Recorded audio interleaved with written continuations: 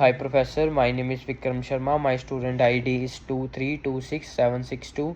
So today I am making a video of the things which I have grabbed from week 5. I have read the chapter 11 from the textbook, and I have understood the difference between race and ethnicity, the difference between stereotypes, prejudice, discrimination and racism, explain different intergroup relations, give examples of historical and contemporary intergroup relations, apply major sociological perspectives to race and ethnicity. So like the main thing for this week was what is the difference between race and ethnicity, the definitions of stereotypes, discrimination, and the difference between intergroup relations. So what is the difference between race and ethnicity? So let me guys ask you one question. uh, do you think race plays in a role in Trayvon Martin's death or in the public reaction to it? So do you think that race had any influence on the initial decision not to arrest George Zimmerman or in his later acquittal?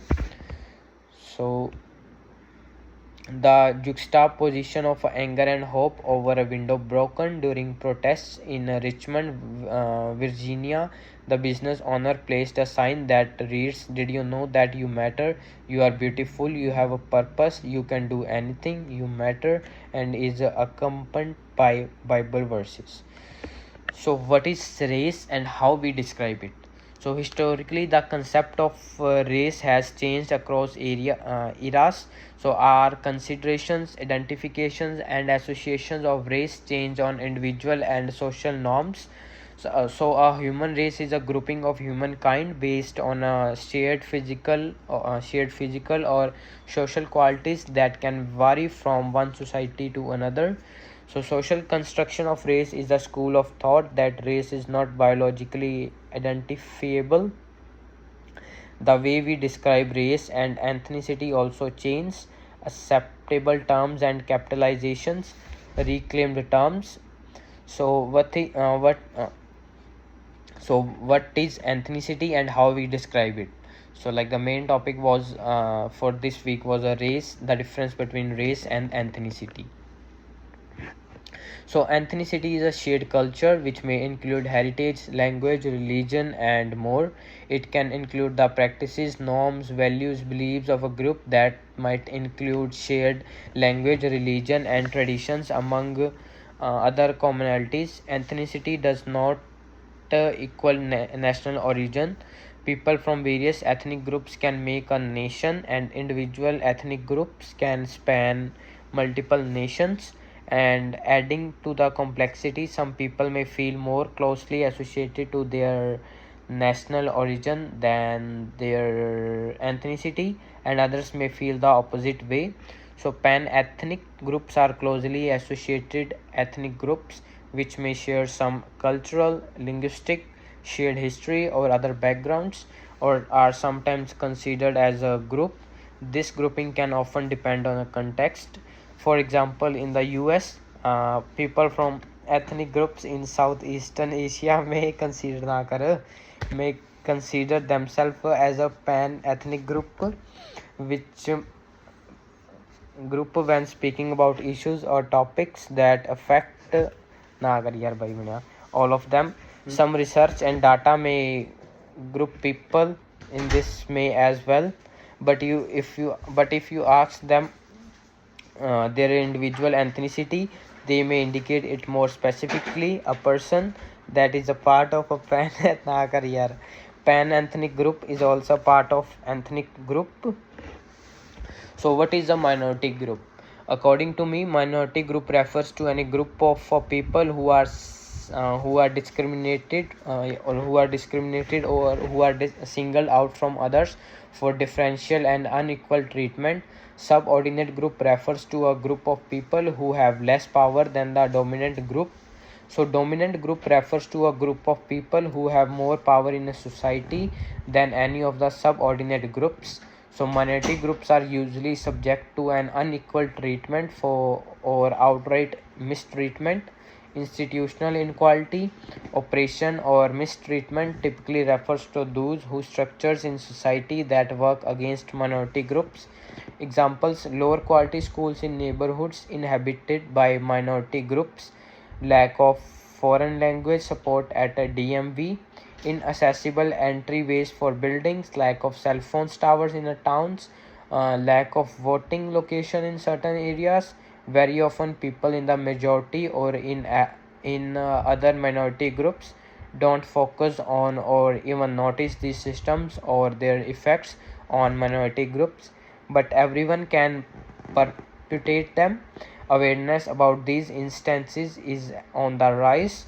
Scapegoat theory suggests that the dominant group will displace its unfocused aggression onto a subordinate group. It is usually more intentional than institutional oppression, but is often accepted, justified by the majority group to preserve its dominance. So like there are multiple identities. Earlier in the history in the USA and anywhere else, there was a social stigma for people to acknowledge a mixed racial background. There was a value in being seen as a someone with a single ethnicity, while slaveholders often subordinated the people they enslaved, which resulted in a mixed race children. Relationships of different races were were largely prohibited outside of those conditions. Anti-miscegenation laws prohibited interracial marriage and relationships. They were present in many states and upheld by the Supreme Court in 1883. They began repealed in the states in 1948. So functionalism, stability and function in society is maintained by people from various racial and ethnic backgrounds interacting harmoniously in a state of social balance. Problems arise when one or more racial or ethnic groups experience inequalities and discriminations. This creates tension and conflict, resulting in temporary dysfunction of the social system. So, some functionalist perspectives of racism indicate that racism is a functionalist for the dominant group. Interactionism and conflict theory. For symbolic interactions, race and ethnicity provide strong symbols as source of identity. Some interactionists propose that the symbols of race, not race itself, are what led to racism. A conflict theory perspective of US history would examine struggles between the white ruling class and racial and ethnic minorities. They would note specific conflicts that have risen when the dominant group perceived a threat from the minority group. So intersection theory is a theory that suggests we cannot separate the efforts of race, class, gender, sexual orientation, and other attributes. So it is originated by Crenshaw and developed by Patricia Hill. It explains that each aspect of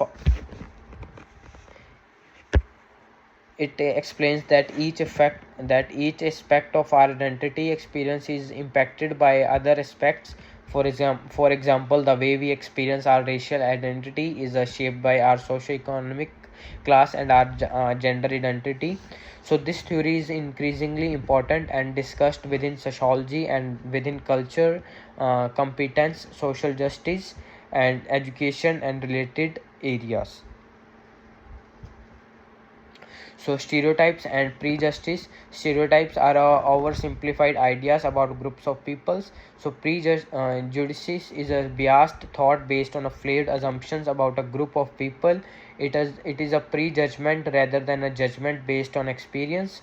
Experiences can seem to confirm prejudices.